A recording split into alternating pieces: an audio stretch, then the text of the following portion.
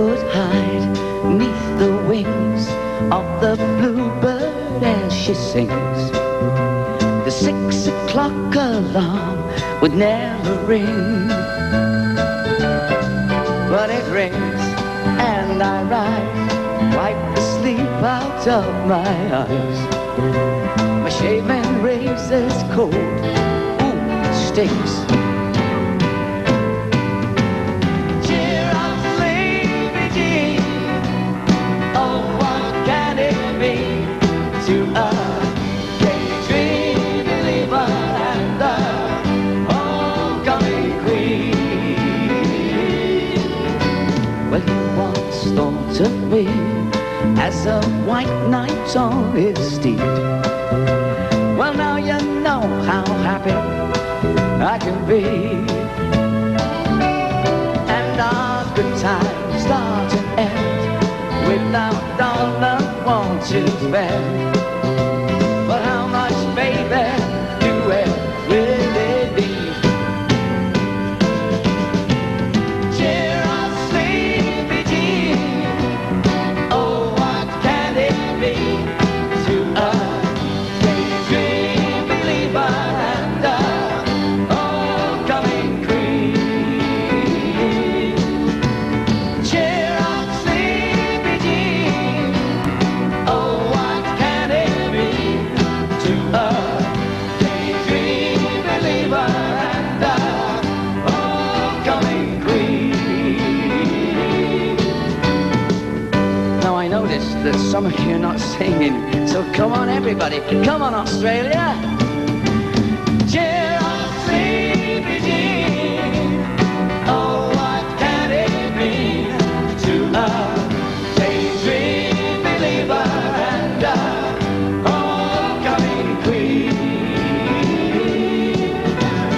Cheer up, sleepy Jean, oh, what can it be to a daydream believer and a homecoming queen?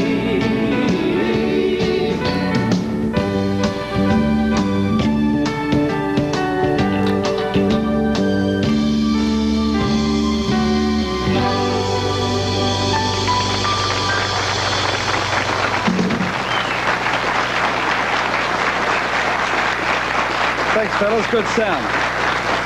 Great sound, great memories. Jeffrey, they're almost as old as we are.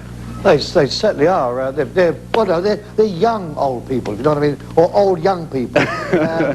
Whatever they are, whatever they are, we're going to talk to Davy Jones and Peter Talk after this break. Back in a moment.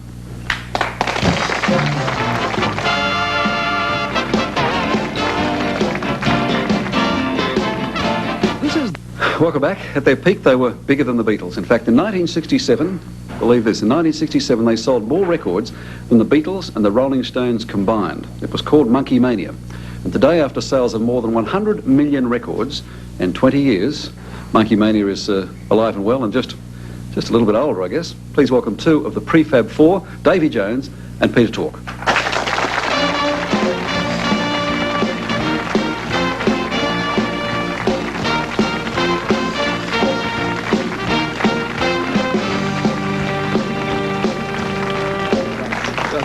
He does that all the time. He keeps missing. Has that just age, or was always like that? I think he just fools around all the time, from morning till night. It's fun. Welcome. We had someone say to us that on one of your tours, I think to the States, that you actually were introduced to a little girl, much like our 10-year-old girl from Mackay. Yeah. And she said, my mum remembers you. And then the mum said, my mum remembers you. Scary, isn't it? Actually, what happened, this girl came up to me in this hotel lobby and she said, can I have your autograph? And she's like 14, 15 years old. I have daughters that age myself. So she said, can I have your autograph? For my mum. So I thought that's kind of cute. But they all came, yeah, the mum, the grandma, and the little one. Hopefully it'll go on for the next 20 years as it has over this long. Great-grandparents we're looking forward to. Is that what you're after? Sure, and then some. We want everybody to come and see us in concert. We want it all! Is the quick answer why you got back together after all those years the money? That's quicker than true. it certainly, the money was right, but we've always been more or less willing if the circumstances balanced out. That's really what it came down to.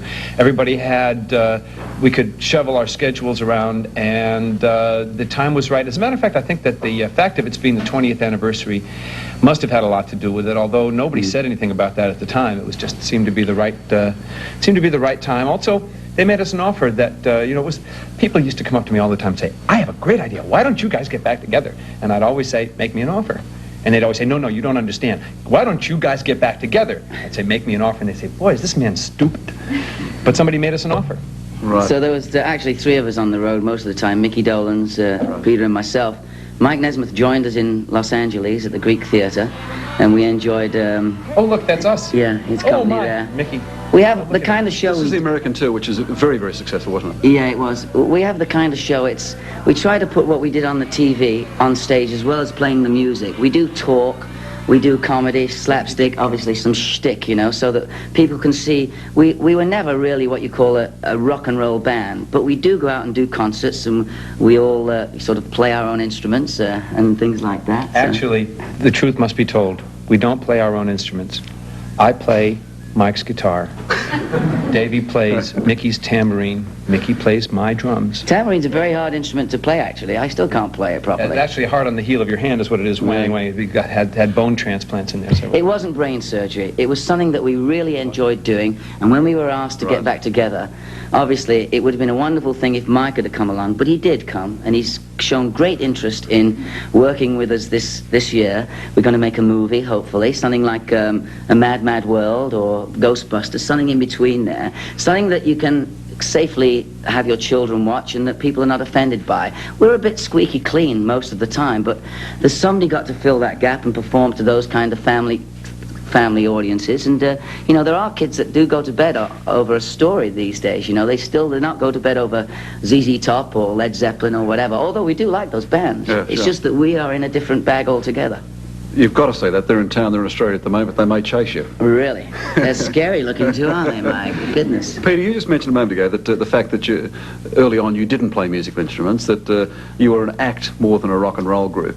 You don't mind that. I mean, did you face it up to that at the time, or is that in recent times? I was real disturbed about it at one point. I was very upset at being called phony and not a true group. But I've since come to realize that that's not what the story is about. You know, nobody cares that certain other musical acts don't play their own instruments, or whether they do or not.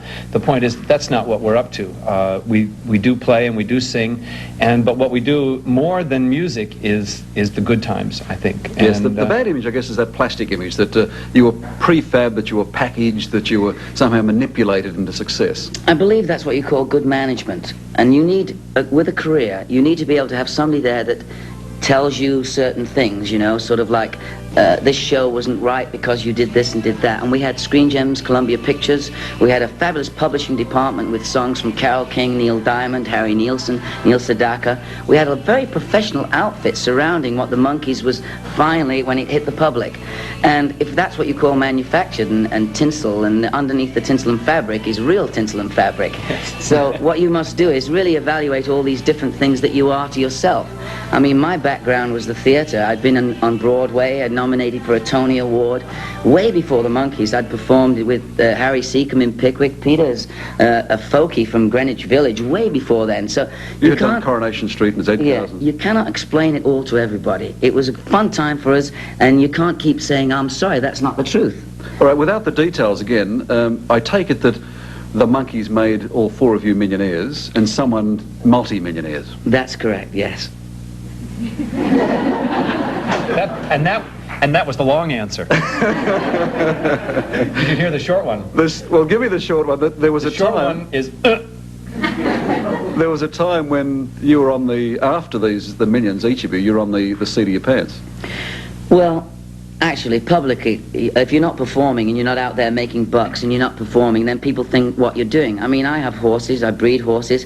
I mean, I've never ever been on the seat of my pants, except once when we were filming and you gave me I decked you, that's right. Which used to happen also. But obviously, careers that have lasted and gone on over the years and been really big careers like Sinatra or Judy Garland or any of those people that go on, that all careers have always gone like that, and then all of a sudden there's a period where people go like that, career-wise, you see, and then all of a sudden it goes like that. And those people that go like that, as we did last year in America, and hopefully our second visit here as Davy Jones and Peter talk, our career will now settle and be something that we have always been proud of, and something that we're going to follow through with. You know, I hope to be coming back to Australia over the years with Peter or with the Monkees to entertain, you know, year after year. You know, a lot of people do it.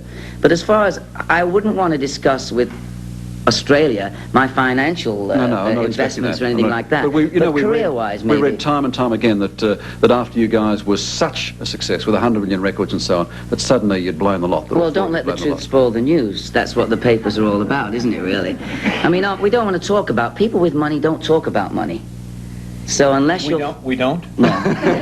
So unless you're flashing it around, my dad always used to say to me, throw your arms around, son, they'll think you've got money, you know? But I got a lot of basic advice, and my family, North Country, very basic, you know, 4 kids in the family, and me, and we sort of had all this basic sort of homegrown knowledge, you know. We weren't well-schooled, as Peter is well-schooled. You should see him jump a fence, he's amazing. But terrible with steps. He's got problems with that. Coordination Yeah, problem. it's all a case of ups and downs. Careers are something that are very valuable. My career to me, unless there was a reason for going out there, I don't need to go out for the bucks. I enjoy making money at what I do. And what I do most is, enjoy most is entertaining. Okay, but entertaining certainly. I mean, you guys, the cold, hard truth of the matter is that you're as old as I am. How old are you, Ray? I'm 42. I'm older than you are, That's Ray. right. You're 43. I'm younger You're than both of 43 you. and you're just a few months younger than I'm me. 41. I'm 45. You can't believe what you read, can you? No, Wait, I think these- when we first came in, they wanted us to be, you know, 21, 22, 21, and I was 23 at the time. And now? So, and now I'm still 23. Let's face it, I mean, you look around at people like the Moody Blues and Jagger and Bowie and all these people, it seems that to have a successful rock and roll career that's going to last, you must be over 35 at this particular point, you know? does I seem mean, that way, doesn't it? they all seem to be older, you know, the audiences are going, the young kids, the 13, 14-year-olds went to see the Monkees in America, and they loved it, and I mean, I have an 18-year-old daughter, I have a 15-year-old, a 5-year-old daughter, so these kids are all obviously into different kinds of music, but at their college and at their schools, at their high schools, they were into the Monkees because of, for whatever reason, they enjoyed it. They didn't look at me and say, wow, Davy Jones has got more lines on his face than Sydney Station, you know what I mean? But they don't look at that anymore, you know? They say, well, he does that, he entertains, you work hard, and I think your rewards are in accordance with your talent. Yeah, good fun. It was always... Sorry, Pete, you're I was just going to say, a lot of it has to do with the fact that when rock and roll was born, it wasn't possible for anybody over 30 to learn it or want to. But now, you know, since it's been around long enough, people who are my age and a little bit older, who grew up as rockers, still love to rock and roll. I wouldn't give up the music for anything. I mean, even if I never performed again, I put on rock and pop on my radio. We had the Moody Blues last week, and the guys were saying that they'll be quite happy if at the age of 70, people will still want to hear their music. Yes, You see, I'd like to be the George Burns of rock and roll myself. Yeah, we have plans to go, hopefully, in the next couple of years, onto the stage, onto the Broadway stage, or the West End stage, or the Sydney stage, to do a musical, something like Hell's a Poppin', or something like that. It's quite an interesting idea that we have sort of grown up. Our audience, obviously, it's sort of getting younger and younger, and so why not get out there and do it? Well, like that letter from Kate, we must say hello to Kate for goodness Kate Daly, yes, up in Mackay. Well, we get so many letters, obviously. Thank you, Australia, for your letter, but she can't come down to our concerts, but as the song says, you know, the Monkees sung, hold out, we may be coming to your town. So it might be a few years from now, but it's true, you know. We have traveled all over the world. The Monkees went to 38 countries, and you know, we've enjoyed... The TV show, not the group itself. We made it to Canada, that was about it. And now here. You came here once or twice. Yeah. You can catch the Monkees, though, at the Revesby Workers' Club this coming Thursday, Friday and Saturday at St George Leagues Club. They're both in Sydney. Ingleburn, RSL. I'm reading with you. Go on, you do it. Yes, and many other venues around Sydney, then Melbourne, it says. So check your newspapers in Sydney and Melbourne if you want to catch the Monkees. They are good fun, and they've just espoused the gospel here. Thanks, Philip, very much, and keep on keeping on. Thank you. Pleasure. Please Thank take them back.